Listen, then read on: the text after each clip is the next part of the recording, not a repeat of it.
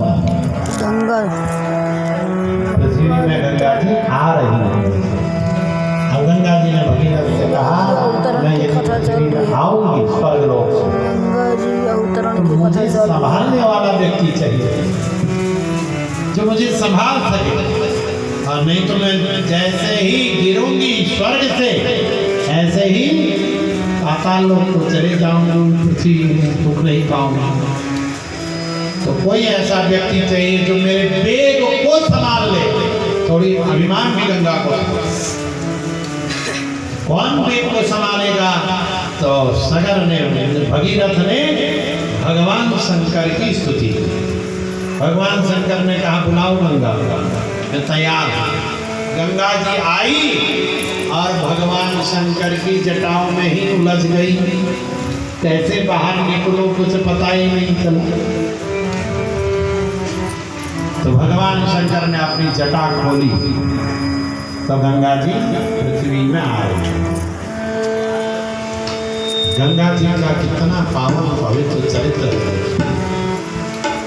गंगा जी पृथ्वी में आई, आगे आगे भगीरथ जी का रथ चल रहा, पीछे पीछे गंगा जी चल रही है। गंगा जी पीछे पीछे जा रही है। गंगा जी ने भगवान से कहा यामी चेत भारतम नाथ भारती शापतः पुरा तथा ज्ञया चराचेन्द्र तपसा चैव साम्प्रतम्। भगवान श्री कृष्ण से कह रही है गंगा जी कि हे भगवान, हे श्री कृष्ण, मैं भारत में जा रही हूँ भारती के साथ से, मैं सरस्वती के साथ, परंतु आप ये तो बताओ मैं कितने दिनों तक वहां रहूंगा। और यानी कानी च पापानी, जो लोग अपने अपने पापों को मुझे दे जाएंगे उन पापों से मैं कैसे शुद्ध होंगी। तो भगवान ने कहा कि तुम्हारे मनोरथ को मैं जानता हूँ। भगवान ने कहा तुम लवण समुद्र खार समुद्र में मिलोगे भारत में जाकर, और भूतल में मेरे नामों को जपने वाले जो संत महात्मा तुम में स्नान करेंगे, उन संत महात्मा तुम्हारे पापों को नष्ट करेंगे। गंगा अब तुम जाओ। तो गंगा मैया आ रही है। गंगा मैया की, गंगा क्या नहीं देती है, देखिए गंगा क्या नहीं, गंगा सब कुछ देती है। गंगा जी आई, भागीरथी आई, कहाँ से? गंगोत्री से आती है भागीरथी। और मंदाकिनी आई, कहाँ से? केदारनाथ से। अलकनंदा आई, कहाँ से? बद्रीनाथ से। ये सब कहाँ पर मिलती है? देवप्रयाग में, वहीं से गंगा होता है।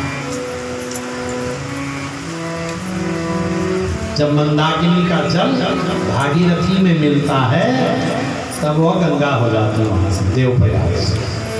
ऋषिकेश आई माँ गंगा, देवप्रयाग के पास। ऋषिकेश से जब हरिद्वार की ओर चल रही है, सप्त सरोवर, सप्तऋषि आश्रम,